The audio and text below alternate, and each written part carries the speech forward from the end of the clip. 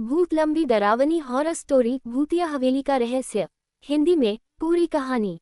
भाग 1। गांव की छोर पर एक हवेली। राजस्थान के एक पुराने गांव भानगढ़ से दूर पहाड़ियों के पास एक वीरान हवेली थी।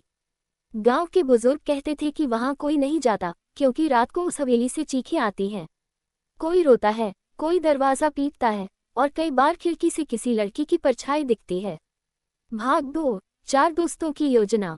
4 दोस्त अर्जुन, विक्रम, राधा और मीरा ने ठान लिया कि वे इस रहस्य को जानेंगे।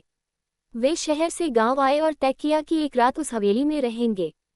गांव वालों ने बहुत मना किया लेकिन वे नहीं माने। भाग 3। हवेली में प्रवेश। जब रात के 12 बजे वे चारों टॉर्च लेकर हवेली पहुंचे तो सामने बड़ा काला दरवाजा खुद ब खुद चिर्रर की आवाज करता हुआ खुल गया। अंदर सब धूल और जाले थे। हवा में एक सड़ी हुई लाश जैसी गंध थी।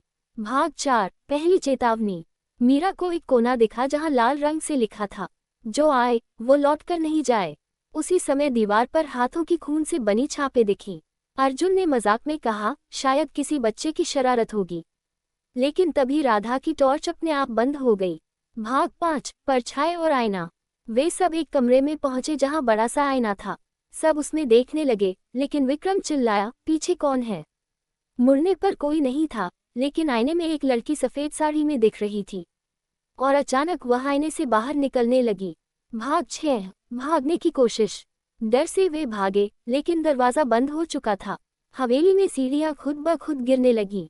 दीवारें खून से भीग रही थीं। फर्श से कंकाल निकलकर रेंगने लगे। मीरा बेहोश हो गई। भाग 7। डायरी का खुलासा। अर्जुन को एक पुरानी किताब मिली, एक डायरी। उसमें लिखा था कि 100 साल पहले उस हवेली में चंद्रकांता नाम की लड़की को जिंदा जला दिया गया था क्योंकि गांव वालों ने उसे चुड़ैल समझ लिया था। अब उसकी आत्मा बदला लेने लौटी है। भाग 8। आत्मा से सामना। रात के 3 बजे चंद्रकांता की आत्मा ने खुद को दिखाया। उसकी आंखों से खून बह रहा था, बाल बिखरे और वो बोली, मेरी मौत का बदला चाहिए। उसने राधा को उठाकर दीवार से दे मारा। अब सिर्फ 3 बचे थे। भाग 9। मोक्ष का उपाय। डायरी में लिखा था कि अगर कोई चंद्रकांता की राख को गंगा में बहा दे और उसे इंसान समझकर माफी मांगे तो आत्मा शांत हो सकती है। अर्जुन और विक्रम ने उसकी अस्थियां खोजी और मीरा को होश में लाकर सब लेकर भागे। भाग 10। अंत या शुरुआत। सुबह होते होते वे गंगा किनारे पहुंचे और सब कुछ किया जैसा डायरी में लिखा था। हवेली की आत्मा शांत हो गई। लेकिन एक दिन अर्जुन के घर में फिर वही लड़की आईने में दिखी। क्या आत्मा वाकई शांत हुई थी?